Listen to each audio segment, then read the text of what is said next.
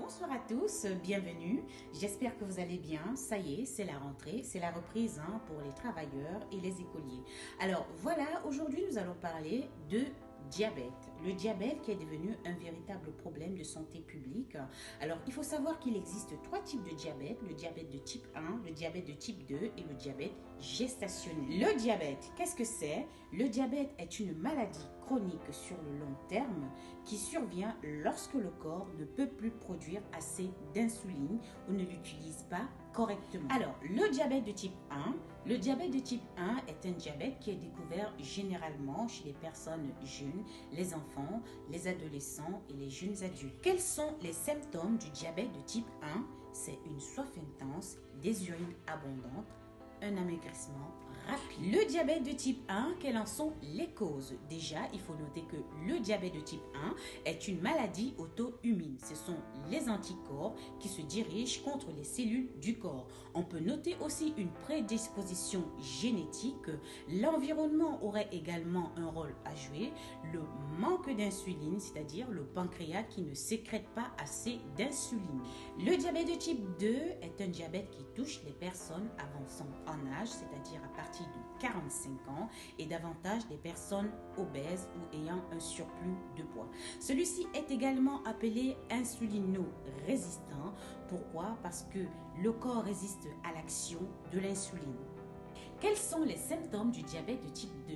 Alors, on urine tout le temps, on a une soif intense, la bouche sèche, une grande fatigue, perte de poids involontaire, irritabilité, faim importante, étourdissement, engourdissement et picotement dans les mains et les pieds, cicatrisation lente et infection récurrente. Quelles sont les causes du diabète de type 2? Vous avez une alimentation riche en sucre et en sel, un manque ou un défaut d'utilisation d'une hormone appelée insuline, vous avez le surpoids, vous avez la sédentarité, vous avez l'hypertension artérielle, l'hérédité, la consommation de tabac, l'âge. L'insuline, qu'est-ce que c'est? L'insuline est une hormone sécrétée par le pancréas qui est nécessaire pour faire passer le glucose, donc le sucre, du sang aux cellules du corps, et celui-ci est utilisé comme source d'énergie. Quand il n'y a pas assez d'insuline ou celle-ci ne fonctionne pas correctement, le taux de glucose dans le sang, donc glycémie, augmente. Quelle est la norme de la glycémie à jeun? Celle-ci est de 0,70 à 1,26 g. Comment savoir si on a le diabète? Un dosage de la glycémie sera pratiqué en laboratoire d'analyse médicale.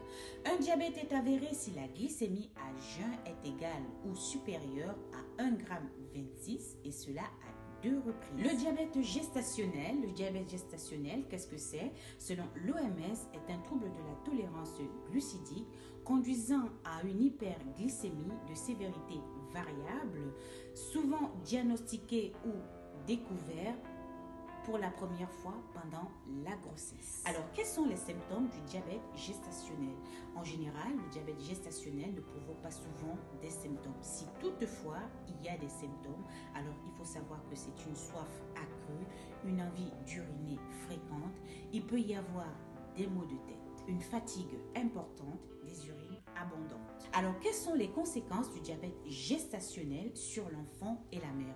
Alors, il faut savoir que pour l'enfant, le risque est que l'excès de sucre aille au fœtus et cet excès de sucre en fait peut être stocké dans les organes, ce qui pourrait modifier en fait le poids et la croissance de l'enfant à la naissance, par exemple la macrosomie, c'est-à-dire l'enfant est trop gros. Et pour la mère, c'est la prééclampsie qui est due par l'hypertension artérielle. Alors, quelles sont les conséquences liées au diabète? Alors, il faut savoir que si le diabète n'est pas dépisté à temps ou si le taux de glucose n'est pas contrôlé, le diabète peut entraîner en fait de graves problèmes de santé au niveau du cœur, des reins, des yeux, du système des vaisseaux sanguins.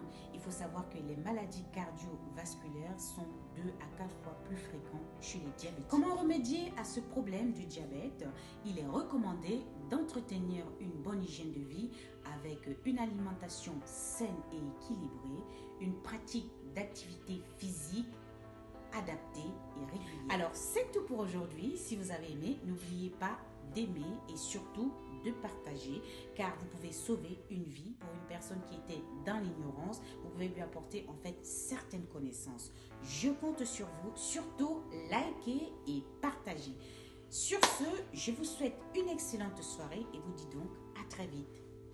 Que Dieu vous bénisse.